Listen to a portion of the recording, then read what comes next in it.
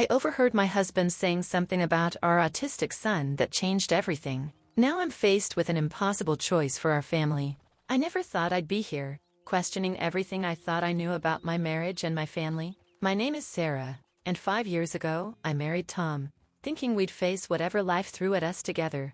We had our son, Charlie, shortly after, and for a while, everything seemed perfect. But life has a way of testing you in ways you never expect.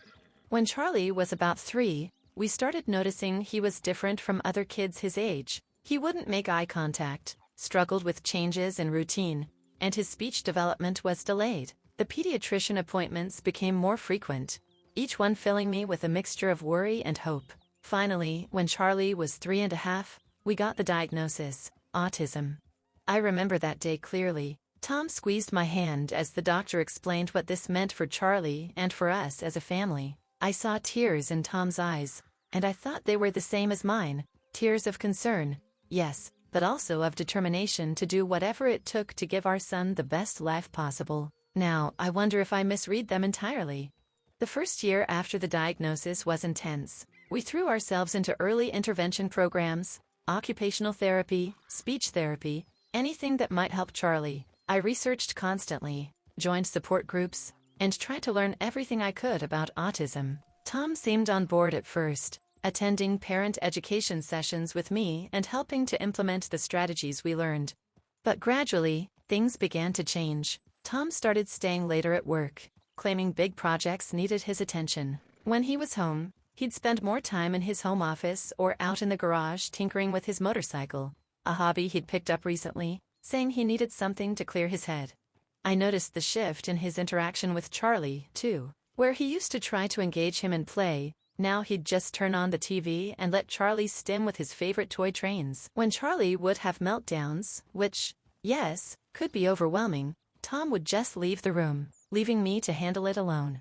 "He responds better to you anyway," he'd say when I confronted him about it. But I knew the truth. He was withdrawing, not just from Charlie, but from us as a family. Last month, Tom's college friends Mike and Steve came to visit. They hadn't seen Charlie since before the diagnosis, and I was nervous about how they'd interact with him. Charlie can be particular about new people, and changes in routine often trigger his anxiety, but I was determined to make it work. The visit started okay. Charlie was having a good day, and though he didn't engage much with Mike and Steve, he seemed content playing nearby while we adults caught up. As the evening wore on, Charlie started getting overstimulated, too many new voices, too much laughter that was too loud. He began flapping his hands more intensely and making his vocalizing sounds that help him self-regulate. Mike, trying to be helpful but clearly uncomfortable, suggested maybe Charlie should go to bed. "Must be tough, dealing with that all the time," he said, gesturing vaguely at our son. That's when Tom got up, suggesting they move to the garage for beers. I stayed inside with Charlie, helping him calm down with his weighted blanket and some quiet time with his favorite books. Once he was settled, I realized I needed to grab something from the garage. As I approached, I heard their voices, slightly fuzzy through the door but clear enough.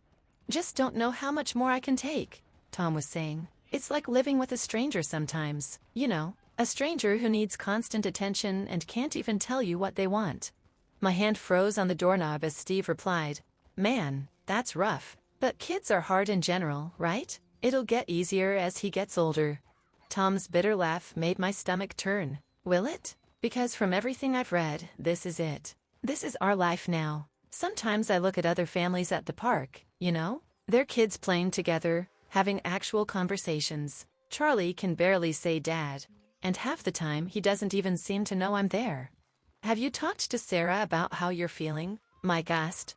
"What's there to say? She's all in, has been from day one. Sometimes I think she doesn't even see how much this has changed our lives, how much we've lost. Do you know we haven't had a date night in over a year? Can't get a regular babysitter. Charlie freaks out with strangers. Can't go to restaurants anymore because the noise bothers him. Can't even have a normal conversation at home because he needs constant supervision." I felt my knees weaken as Tom continued, his voice dropping lower. "I love him. I do. But sometimes I wonder what it would be like if we could just start over, without all this." Mike's voice was hesitant. "What do you mean?" "I don't know. Give him up for adoption, maybe? There are probably families out there better equipped to handle this. Families who signed up for this kind of life.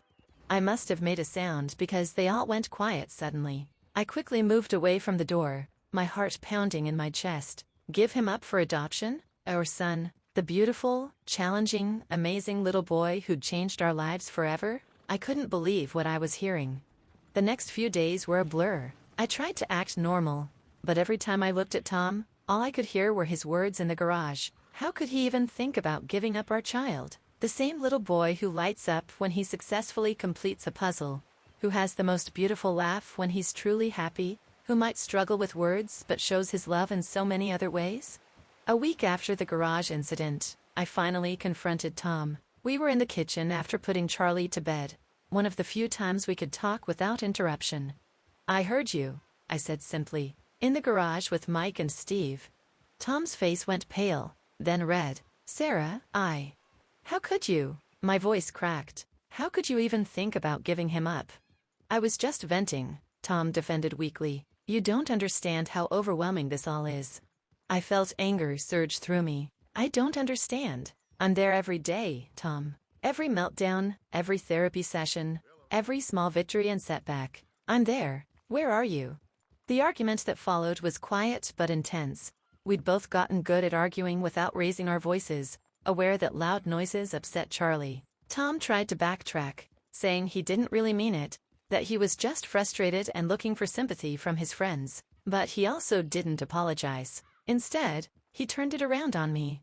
You act like this is all so easy for you, he accused. Like adapting to this life was no big deal. Well, it is a big deal, Sarah. Our whole future changed the day we got that diagnosis. Our future changed the day we became parents, period, I countered. Charlie is who he is, and yes, it's challenging, but he's our son. We're supposed to be in this together. The conversation went in circles after that. Tom insisted he was just overwhelmed and needed more support, but when I suggested couples counseling or joining a support group for parents of autistic children, he brushed off both ideas. He didn't want to talk about our problems with strangers. In the weeks since then, things have been strained. We go through the motions of our daily routine, getting Charlie ready for his special education preschool, coordinating therapy appointments, sharing meals, but there's an undercurrent of tension that never goes away. I catch Tom watching Charlie sometimes with an expression I can't quite read. Is it regret? Resentment? Whatever it is, it breaks my heart. I've started documenting everything. Every therapy session, every doctor's appointment, every time Tom skips out on his responsibilities with Charlie. I hate that I feel the need to do this, but I can't shake the fear that someday I might need to prove that I've been the consistent parent, the one who never thought about giving up. Last week, we had an incident that really drove home how far apart Tom and I have grown in our approach to parenting Charlie. It was a Saturday, and we'd promised to take Charlie to the park. He loves the swings, and it's one of the few outdoor activities he consistently enjoys. But that morning, Tom announced he'd made plans to go motorcycle riding with some friends. We can go to the park another time, he said, not meeting my eyes as he gathered his riding gear. We promised him, Tom. He's been talking about it all week in his own way. You know how important routine and keeping promises is for him? Charlie, picking up on the tension, started stimming more intensely with his favorite toy train. He's fine, Tom insisted. He's not even listening to us. But I knew better. When we told Charlie we weren't going to the park, he had a meltdown, one of his worst in recent months. As I sat with him, using the calming techniques we'd learned in therapy, Tom just stood there, looking lost and uncomfortable before finally saying, I can't deal with this right now, and walking out the door. I spent the next hour helping Charlie regulate, using his weighted blanket, his favorite sensory toys, and the breathing exercises we'd been practicing. When he finally calmed down, we sat together on the floor, him lining up his trains in perfect order while I fought back tears. Tom didn't come home until late that night. He tried to act like nothing had happened, but I couldn't let it go this time. Do you even want to be part of this family anymore? I asked him as we got ready for bed. He looked startled by the directness of the question. Of course I do. It's just not the family I thought we'd have. And what exactly did you think we'd have? I challenged. Because last time I checked, there are no guarantees in parenting. Any child can have challenges. But most children can at least tell their parents they love them, Tom shot back. Most children can make friends, can have a normal future. I felt like I'd been slapped. Charlie shows his love in his own way, and his future might be different from what you imagined, but that doesn't make it less valuable. We went to bed angry that night, and many nights since. The distance between us grows wider every day, and I'm starting to wonder if it can ever be bridged. Yesterday, I found a brochure for a residential facility for autistic children in Tom's desk drawer while looking for a stapler. My blood ran cold as I flipped through it, noting the sections he had highlighted: respite for overwhelmed parents, comprehensive care in a structured environment, allowing families to regain normalcy. I haven't confronted him about it yet. Part of me is afraid of what he'll say, afraid that this might be the conversation that breaks us completely, but I also know I can't ignore it. Charlie deserves better than a father who sees him as a burden to be shipped away. This morning, as I helped Charlie with his breakfast, he insists on having his cereals separated by color. I watched him methodically organizing his food, completely focused on his task. He looked up at me briefly, one of his rare moments of eye contact, and smiled. That pure, beautiful smile that lights up his whole face. In that moment, I knew with absolute certainty that whatever happens with Tom, Charlie and I will be okay. I've started researching family lawyers, though I haven't contacted any yet. I'm hoping it won't come to that maybe Tom will agree to counseling, that we can find a way to work through this together, but I'm also preparing myself for the possibility that we won't. Charlie's occupational therapist told me something once that stuck with me.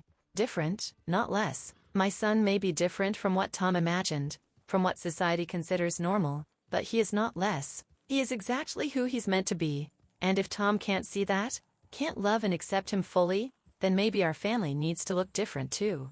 For now, I'm taking it one day at a time. I'm focusing on Charlie, on his progress in therapy, on the joy in his laugh when he's spinning in circles, on the way he lines up his toys with perfect precision. I'm documenting everything, the good days and the bad, Tom's absence and Charlie's resilience, and I'm trying to find the strength to face whatever comes next.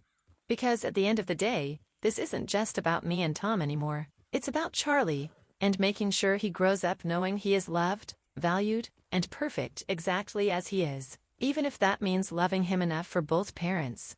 I don't know what the future holds for us, but I do know this: I will never give up on my son, and if Tom can't say the same, then maybe it's time for me to give up on him instead.